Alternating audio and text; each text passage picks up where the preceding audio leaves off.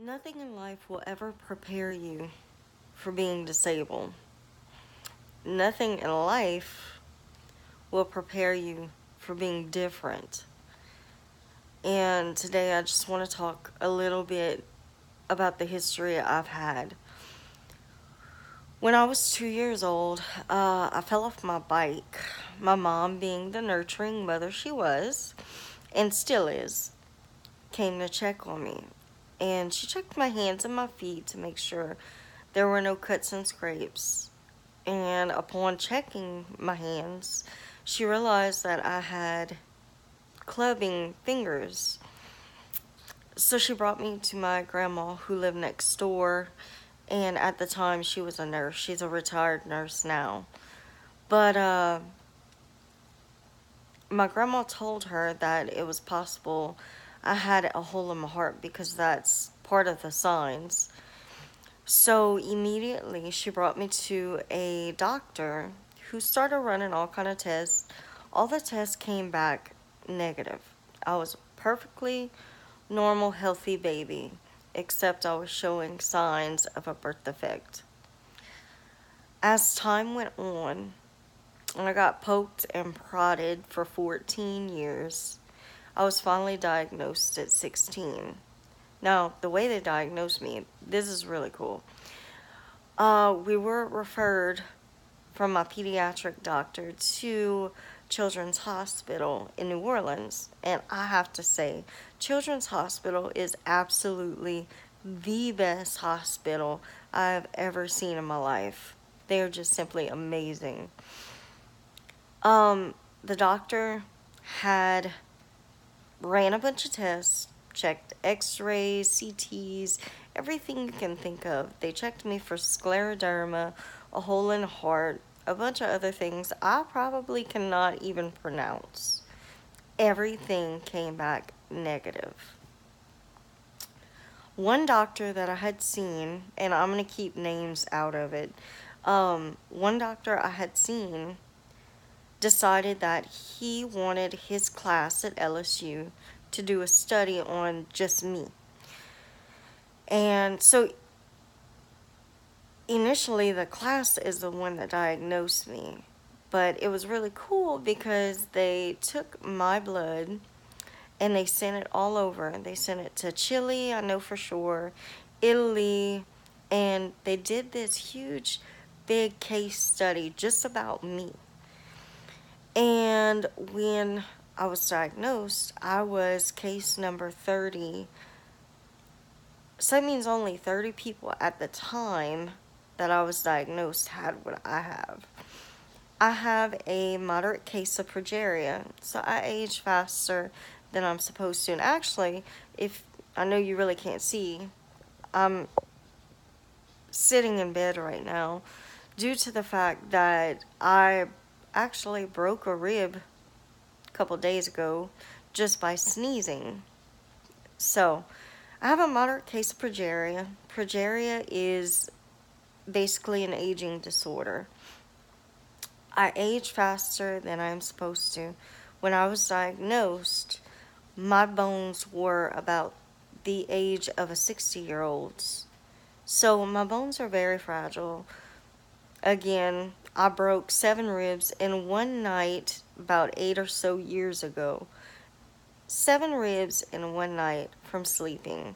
I have sleep apnea. It's a really, really, really bad case. And they don't even know how I survived because I was struggling so much to breathe at night.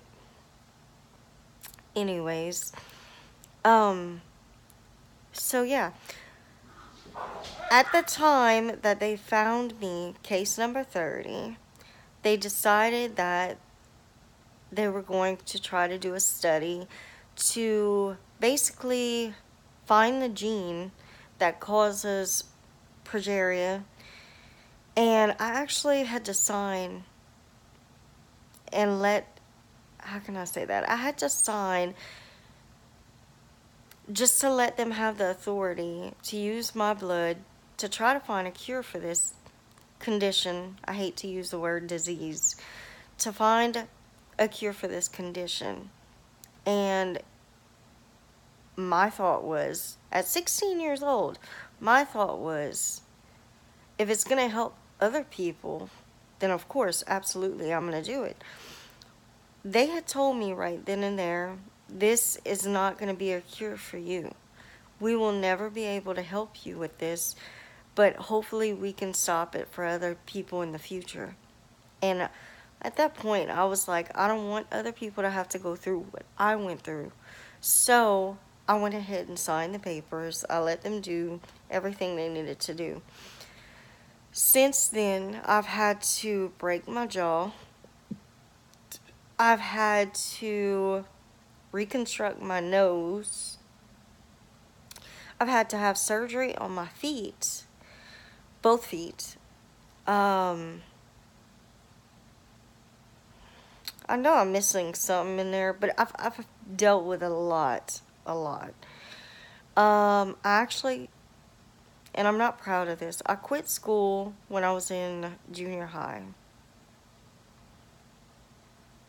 No, scratch that. I quit school when I was a junior. I was in high school, and I was getting bullied really, really bad. And it got to the point where emotionally I couldn't take it anymore. And I remember going to sit down at the Chinese restaurant with my mom, and I completely broke down. I felt like I didn't even have a soul anymore. My soul was just gone. Everything felt empty. Everything felt black. It was getting to the point where I wanted to hurt myself. Now, my objective with this video, this online diary, is because I want to help other people. And I want them to know that they're not alone. Because I remember what it felt like when I felt so alone. I didn't have anybody to talk to. I didn't know how to approach my mom and dad because I know in a way parents feel like they're responsible or they're at fault. And I didn't want them feeling like they did this to me because they didn't. I've had a great life. I have great parents. My mom has given up her whole life to raise me.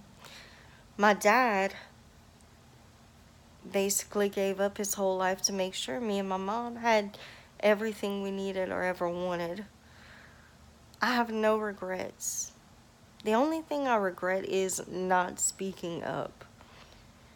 And, if I could go back in time, that's what I would do. I would try to speak up in school. And thankfully, when I was in school, we didn't have Facebook. We didn't have Snapchat, Twitter.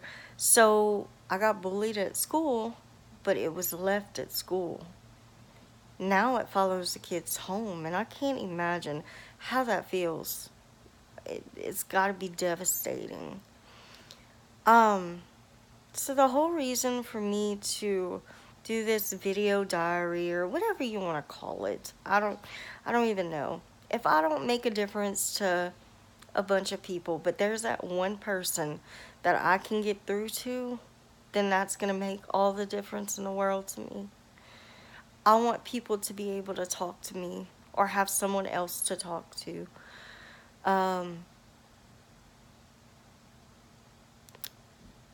I am very open to questions. You can question me, you can message me and talk to me. I will be here for anybody that needs it. And it's not just bullying, bullying comes in all aspects. You have school, you have adult bullies, you have spousal bullies, which is pretty much known as emotional destruction, I guess you would say. Your spouse just wear and tears you down. I want to make a difference. I want to help people. And I'm hoping by doing this, I can reach out to people that are in need of someone. A lot of people don't realize that you can't change things. You pretty much just have to embrace it. And the more willing you are to embrace it, the better you will be and you will become. And why would you want to change anything? I mean, people don't realize that the things that we go through in life build us into the person that we are.